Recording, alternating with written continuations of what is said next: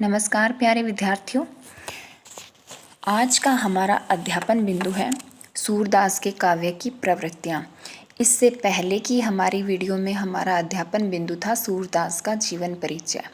सूरदास हमारी पाठ्य पुस्तक के अंदर तीसरे प्रकरण के रूप में आते हैं। तीसरा प्रकरण है तो पहला कबीरदास, दूसरा मलिक मोहम्मद जायसी और तीसरे हैं महाकवि सूरदास, जो कि कृष्ण काव्य धारा के प्रतिनिधि कवि थे।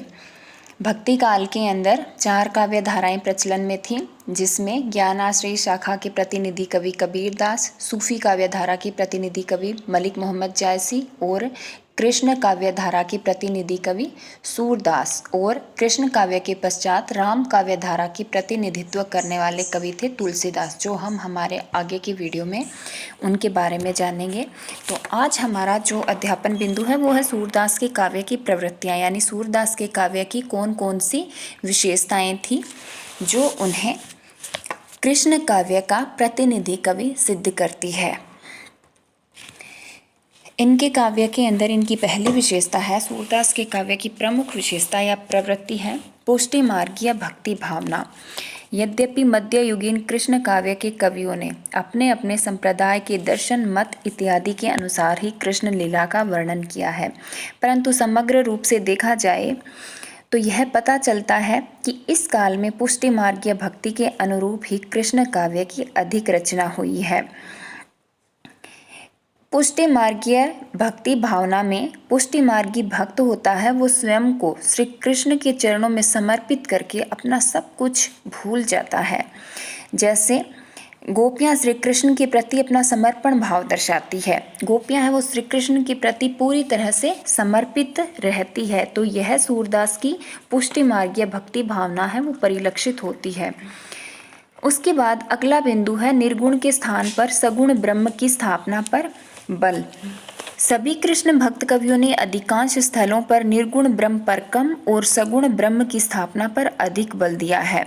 सूरदास ने भी अपने काव्य में निर्गुण ब्रह्म की अवधारणा को स्वीकार तो किया है, परंतु उन्होंने ब्रह्म के अवतारी रूप श्री कृष्ण को आराध्य मानकर उनकी उपासना की है। सूरदास ने अपने काव्य में निर्गुण ब्रह्म की अवधारणा का खंडन करने के लिए भ्रमर गीत प्रसंग को विस्तृत स्वरूप प्रदान किया है। उन्होंने गोपियों के माध्यम से निर्गुण ब्रह्म और शंकराचार्य के अद्वैतवाद का अनेक भांति से खंडन किया है।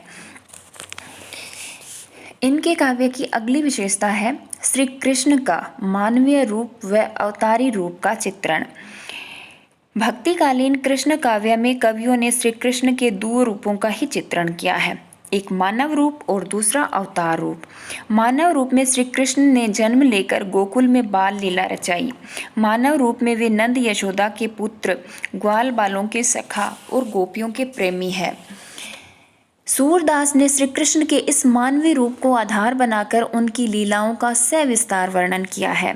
यद्यपि वे बीच बीच में बालक रूप में श्री कृष्ण के अवतारी रूप की ओर भी संकेत करते हैं, जैसे बालक श्री कृष्ण अपने पालने में अकेले खेल रहे हैं और वे अपने हाथों से एक पाँव को पकड़कर उसका अंगूठा मुंह में लेकर चूसते हैं, तब उनकी इस मुद्रा को देखकर शिव, ब्रह्मा, शेष नाग इत्यादि महाप्रलय का समय निकट मानकर भयभीत हो जाते हैं। तब भी सूरदास उनके मानव रूप को भी दर्शा देते हैं। इसी प्रकार वे श्री कृष्ण के जन्म लेने के बाद के दृश्य का वर्णन करते हुए भी उन्हें अंतर्यामी, त्रिभुवन के स्वामी, विष्णु का अवतार घोषित करते हैं। यानी सूरदास ने श्री कृष्ण के दोनों रूपों, मानवीय रूप और अवतारी रूप, दोनों का एक समान रूप से अपने काव्य रचनाओं में चित्रण किया है। इनके काव्य की अगली विशेषता है गुरु महिमा का यशोगान। अधिकांश भक्त कवियों ने गुरु महिमा का वर्णन किया है। कृष्ण काव्य धारा के कवि भी इस नियम का अपवाद नहीं है।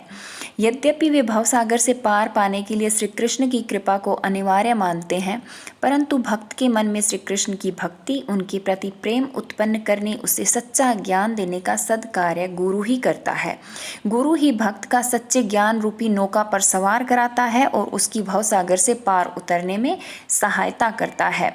यह विशेषता सूरदास के काव्य में हमें प्रमुख रूप से देखने को मिलती है। सूरदास के काव्य की अगली प्रमुख विशेषता है तत्कालीन सामाजिक और सांस्कृतिक जीवन की अभिव्यक्ति। साहित्य और समाज का परस्पर अटूट संबंध होता है। साहित्य जहाँ समाज का दर्पण होता है, वहीं समाज भी साहित्य के लिए कच्ची सामग्री का स्रोत होता है। इसलिए एक सच्चा साहित्यकार अपनी रचनाओं में समकालीन सामाजिक, धार्मिक, सांस्कृतिक इत्यादि परिस्थितियों का चित्रण अवश्य करता है। सूरदास ने श्री कृष्ण की लीलाओं को ही अपनी रचनाओं में मुखरित किया है, परंतु संयोगवश उनकी रचनाओं में तत्कालीन सामाजिक, सांस्कृतिक, धार्मिक इत्यादि परिस्थितियों की भी अभिव्यक्ति हुई है।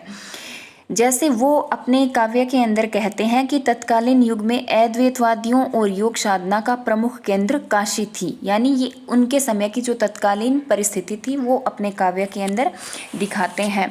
इसी प्रकार उस युग में प्रचलित धर्म साधना, अनेक संप्रदायों के साधकों की वेशभूषा, खान पान, रहन सहन इत्यादि का भी अष्टछाप कवियों ने वर्णन किया है। अष्टछाप के कवियों में प्रमुख सूरदास ने श्री कृष्ण के जन्मोत्सव, वर्षगांठ, कान छेदन इत्यादि के माध्यम से भारतीय संस्कृति और तत्कालीन परंपराओं का चित्रण किया है। उसके पश्चात इनके काव्य की अगली प्रमुख विशेषता है प्रकृति चित्रण।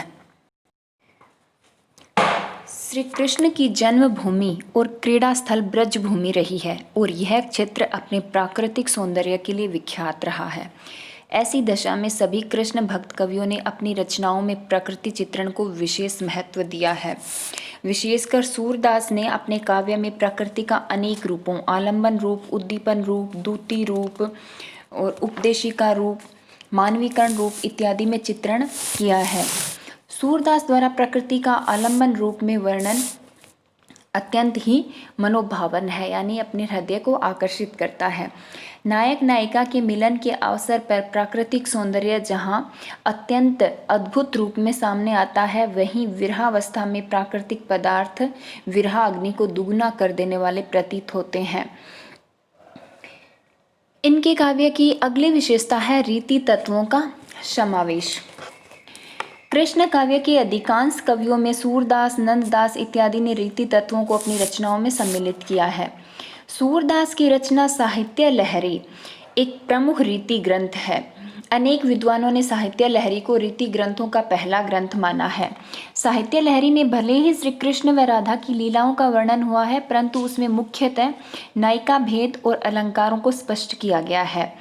उन्होंने अपने पदों में नायक से मिलने की अभिलाषा को अकस्मात पूरा होते देख मुग्ध होने वाली मुग्धा नायिका और रूप का अतिशयोक्ति अलंकार का प्रयोग किया है। उन्होंने साहित्य लहरी के अंदर दृष्टकूट पदों की रचना भी की है, यानी इनकी जो प्रमुख काव्य तीन रचनाएं हैं, सूरसागर, सूरसारावली और साहित्य लहरी, उसमें साहित्य लहरी है वो दृष्टकूट पदों के लिए विख्यात है। और साहित्य लहरी का जो प्रमुख विषय है वो श्रृंगार, नायिका भेद और अलंकार वर्णन है। भले ही इसके अंदर इन्होंने राधा और श्री कृष्ण के जीवन गाथा का वर्णन किया है, परंतु उनके माध्यम से इन्होंने श्रृंगार, अलंकार और नायिका भेदों का वर्णन भी किया है। इनके काव्य की अगली प्रमुख जो विशेषता है वह है वात्सल्य और श्रृंगार रस की प्रधानता। संपूर्ण कृष्ण काव्य में दो रसों का प्राधान्य है, पहला वात्सल्य और दूसरा श्रृंगार रस। सूरदास ने श्री कृष्ण की बाल क्रीड़ाओं का वर्णन किया है, वहाँ पर वात्सल्य रस का संचार हुआ है, और जहाँ पर श्री कृष्ण वयस्क होकर राधा और गोपियों के साथ रास लीला करते या श्री कृष्ण के वियोग में गोपियों की विरह वेदना का वर्णन किया है, वहाँ पर वियोग श्रृंगार का परिपाक हुआ है। सूरदास के विनय के पदों में शांत रस, करुण रस आदि का भी निर्वाह हुआ है, परंतु उनके समग्र काव्य में वात्सल्य और श्रृंगार रस की प्रधानता है। सूरदास ने श्री कृष्ण की बाल लीलाओं के वर्णन को वात्सल्य रस से सराबोर कर दिया है। उनका बाल लीला वर्णन मनोवैज्ञानिकता और मौलिकता के गुणों से युक्त है। इस संबंध में आचार्य हजारी प्रसाद द्विवेदी ने उन्हें अद्वितीय रचनाकार कहा है। इसके अतिरिक्त राधा और श्री कृष्ण, गोपियों और श्री कृष्ण के प्रेम का आधार बनाकर जहाँ काव्य रचनाएं की गई है, वहाँ श्रृंगार का संयोग और वियोग पक्ष देखने को मिलता है। इस युगल रूप में वर्णन करते समय जहाँ सूरदास ने माधुर्य भाव की भक्ति को दर्शाया है, वहीं काव्य शास्त्र में इसे श्रृंगार रस का नाम दिया गया है। सूरदास ने श्रृंगार वर्णन के दोनों पक्षों का यानी संयोग और वियोग दोनों पक्षों का सरस, प्रभावशाली और मनोहारी वर्णन किया है। अधिकांश आलोचकों ने उनके श्रृंगार वर्णन की भूरी भूरी प्रशंसा की है।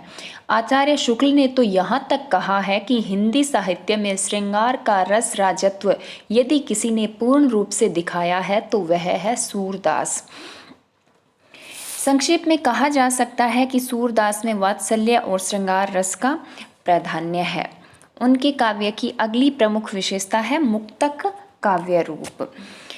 अधिकांश कृष्ण भक्त कवियों ने श्री कृष्ण को अपना आराध्य स्वीकार करके उनके जीवन से संबंधित घटनाओं, प्रसंगों इत्यादि का वर्णन किया है या उन्हें अपनी रचनाओं के अंदर उन्हीं घटनाओं को प्रधानता दी है। लेकिन इन्होंने अपने काव्य को प्रबंध काव्य या खंड काव्य का रूप देने का प्रयास नहीं किया है। सूरदास ने कृष्ण कथा से संबंधित एक एक घटना, एक एक प्रसंग इत्यादि को आधार बनाकर अलग अलग पदों की रचना की है। फलतः उनका कृष्ण काव्य मुक्तक काव्य की श्रेणी में आता है, जबकि उसमें कृष्ण के जीवन से संबंधित सभी घटनाओं का समावेश हो गया है।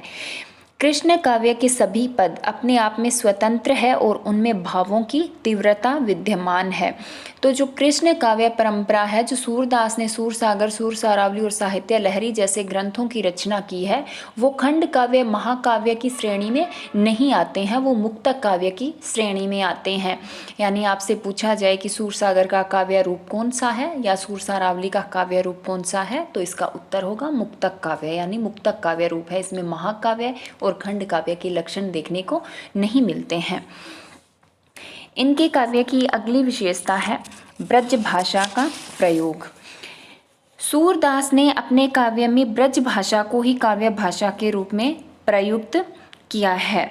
यहाँ पर दो बातें ध्यान देने योग्य है। पहली बात तो यह है कि सूरदास से पहले ब्रज भाषा में किसी कवि की रचना नहीं मिलती है, यानी ब्रज भाषा का आदि कवि हम सूरदास को कह सकते हैं, क्योंकि ब्रज भाषा का जो रूप हमें सूरदास की काव्य रचनाओं में देखने को मिलता है, वैसा रूप दूसरे कवियों की रचनाओं में देखने को नहीं मिलता। यानी सूरदास से पहले ब्रज भाषा में किसी कवि की रचना हमें उपलब्ध नहीं होती है। सूरदास ही ब्रज भाषा के पहले कवि माने जाते हैं और उन्होंने ब्रज भाषा को साहित्यिक रूप प्रदान किया है। परंतु यह बात असंभव सी लगती है कि एक कवि अपने प्रथम प्रयास में ही किसी भाषा या बोली को साहित्यिक स्तर तक पहुंचा देता है। सामान्यतः हम देखते हैं कि किसी भाषा को साहित्यिक भाषा बनने में वर्षों लग जाते हैं, कई वर्ष, कई सदियां लग जाती है। लेकिन ब्रज भाषा का जो रूप सूरदास के काव्य में हमें देखने को मिलता है, वह अत्यंत ही परिनिष्ठित और परिमार्जित रूप है। इसलिए हम ऐसा भी कह सकते हैं कि सूरदास से पहले ब्रज भाषा में मौखिक रूप से पदों, गीतों की रचना की जाती रही होगी, यानी लिखित रूप नहीं है लेकिन मौखिक रूप में ब्रज भाषा चलती होगी। इसीलिए सूरदास की ब्रज भाषा का रूप इतना अधिक प्रांजल और विकसित है। और इनके काव्य से संबंधित दूसरी बात यह है कि श्री कृष्ण की लीला भूमि ब्रजमंडल थी। ऐसी दशा में सभी कवियों ने अपने कृष्ण काव्य में ब्रज भाषा का प्रयोग करना ही उचित समझा, परंतु इन कवियों ने अपनी रचनाओं में प्रचलित ब्रज भाषा का प्रयोग किया है और उसे लोकोक्तियों, मुहावरों से सुसज्जित भी किया है। सूरदास ने ब्रज भाषा का प्रयोग करते समय उसमें मक्खन जैसी मसृणता या कोमलता ला दी है। इनके काव्य की अगली विशेषता है अलंकार एवं छंद योजना। सूरदास ने अपने काव्य में गीति छंद का ही प्रयोग किया है, परंतु कतिपय स्थलों पर उन्होंने कवित्त, सवैया, छप्पय, गीतिका, चौपाई, सरसी जैसे छंदों का प्रयोग भी किया है। कृष्ण भक्त कवियों में विशेष तौर से सूरदास का मन अलंकारों के प्रयोग में खूब रमा है। उन्होंने अनावश्यक रूप से अलंकारों का प्रयोग नहीं किया। उनके लिए अलंकार साधन रहे हैं, साध्य नहीं बने। उन्होंने प्रकृति के बहुआयामी कर्मों का चयन करके उसे अलग अलग उपमानों, रूपकों के रूप में प्रयुक्त किया है। हजारी प्रसाद द्विवेदी का कथन है कि जब सूरदास अपने विषय का वर्णन शुरू करते हैं तो मानो अलंकार शास्त्र हाथ जोड़कर उनके पीछे पीछे दौड़ा करता है। उपमाओं की बाढ़ आ जाती है, रूपकों की वर्षा होने लगती है। ये उक्ति हजारी प्रसाद द्विवेदी की है महाकवि सूरदास के बारे में। इन्होंने अपनी रचनाओं में शब्दालंकार और अर्थालंकार दोनों का प्रचुर मात्रा में प्रयोग किया है। शब्दालंकारों में उन्होंने अनुप्रास, यमक, श्लेष और अर्थालंकारों में उपमा, रूपक, उत्प्रेक्षा, दृष्टांत, मानवीकरण इत्यादि अलंकारों का प्रयोग किया है। इनके काव्य की अगली विशेषता है शैली योजना।